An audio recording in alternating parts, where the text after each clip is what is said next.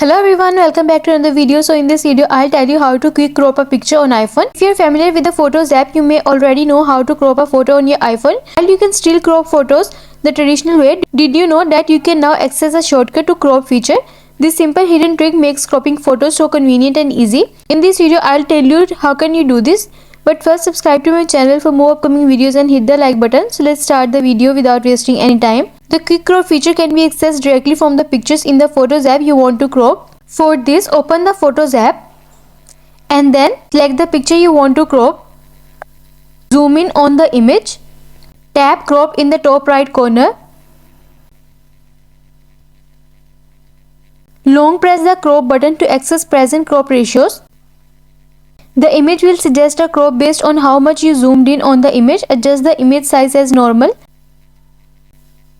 And then tap done when you are finished. And that's how to use the hidden quick crop feature in the Photos app on your iPhone. I hope this video will help you to quick crop a picture on iPhone. Also let us know in the comments below if you have any questions. Thanks for watching. See you in the next video.